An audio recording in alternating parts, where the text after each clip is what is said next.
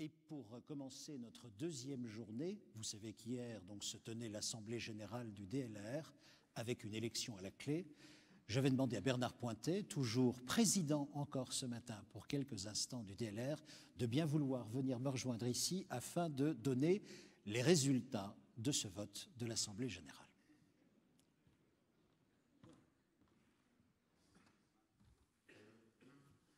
Chers amis, bonjour. Il me revient l'honneur de vous donner les résultats de l'élection d'hier soir.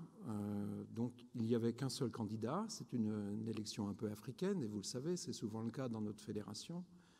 Il est plus difficile de trouver des candidats que d'être élus à cette élection. Il n'empêche que la candidature de Sonia Dubès, je vous l'ai dit hier, n'était pas une candidature par défaut. C'est une femme qui s'est engagée depuis longtemps pour la fédération. C'est une femme compétente. C'est une femme qualifiée pour présider le DLR dans au moins les 2 prochaines années. Donc, je vous donne le résultat du vote. Donc, il y avait 97 votants. Sonia Dubès a obtenu 88 voix. Il y a eu un vote blanc et 8 nuls. 8 nuls parce qu'en fait, les personnes ont laissé coller le bulletin blanc et le bulletin votant pour Sonia Dubès. Donc, on peut dire que c'est une erreur de manipulation. Donc, Sonia est la nouvelle présidente du DLR et elle est accompagnée du bureau. Je dois remercier le bureau qui a accepté finalement d'accompagner Sonia dans son intégralité.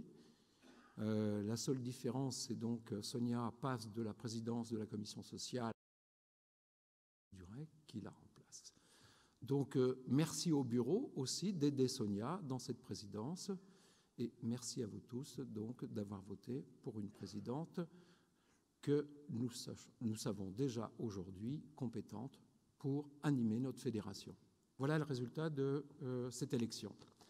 Thierry, à vous. Merci beaucoup Bernard. Je vous demande d'applaudir Bernard Pointet qui quitte donc la présidence du DLR.